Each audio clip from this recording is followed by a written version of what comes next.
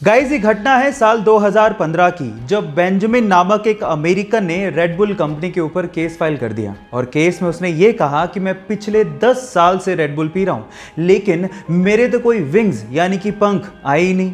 Actually हुआ कुछ यूं था कि उस टाइम पे रेड बुल कंपनी का टैगलाइन था, red bull gives you wings, मतलब अगर आप रेड बुल पीते हैं तो आपके विंग्स आ जाएंगे। और उस बंदे का ये कहना था कि मैं पिछले 10 साल से इंतजार कर रहा हूं, मेरे तो कोई पंख यानी कि विंग्स आए नहीं। और एक्चुअली कोई मजाकिया केस नहीं था, सच में रेड बुल कंपनी को इस चीज के लिए उस बंदे को $13 मिलियन यानी कि लगभग 90 करोड़ रुपए का हर्जाना देना पड़ गया था।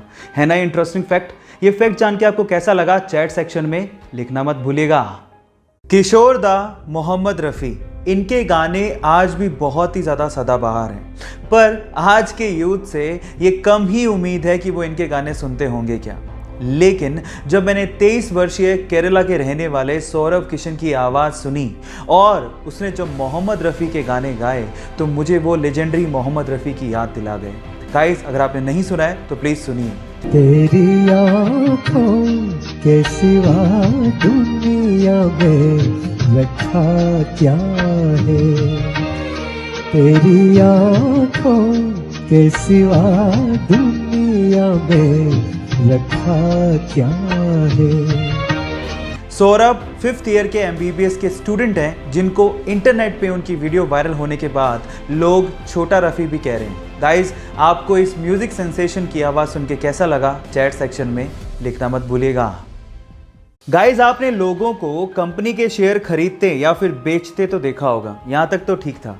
लेकिन सन 2008 में माइक मैरिल नामक एक बंदे ने खुद ही को 1 लाख शेयर्स में डिवाइड किया और फिर उसे लोगों को $1 में बेचना शुरू कर दिया। मतलब ये है कि उसने खुद ही को बेच डाला। अब इसके बाद इसका मतलब क्या है, जरा उसको समझ लें। इसका मतलब यह है कि अगर आपने उस बंदे के शेयर्स खरीदे तो आप उसके लाइफ के डिसीजंस को कंट्रोल कर सकते हो और उन्हें चेंज भी कर सकते हो। कितना अजीब सा फैक्ट है।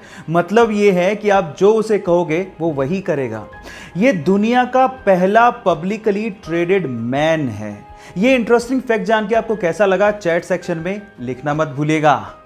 फरवरी 2002 के एक वनडे मैच में इंग्लैंड ने भारत को हरा दिया। अब हार जीत तो गेम में चलती रहती है, लेकिन इंग्लैंड के एंड्रू फ्लिंटॉफ ने सारी हदें पार कर दी।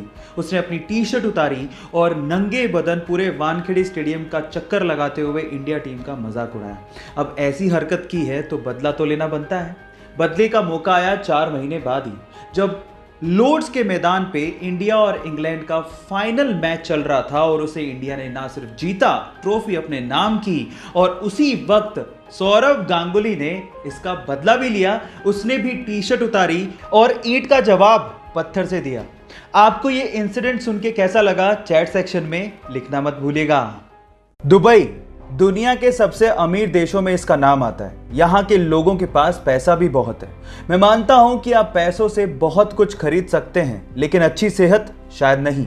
जहाँ एक और दुबई का नाम सबसे अमीर देशों में आता है, वहीं इसी देश का नाम सबसे मोटे लोगों की देशों की सूची में भी ऊपर है।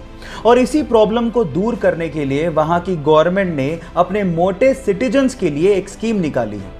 इस स्कीम के मुताबिक अगर कोई मोटा सिटीजन अपना 1 किलोग्राम वजन कम करता है तो गवर्नमेंट की तरफ से उसे 2 ग्राम सोना दिया जाता है। इससे अच्छा मोटिवेशन और क्या हो सकता है। आपको ये इंटरेस्टिंग फैक्ट जान के कैसा लगा चैट सेक्शन में लिखना मत भूलिएगा।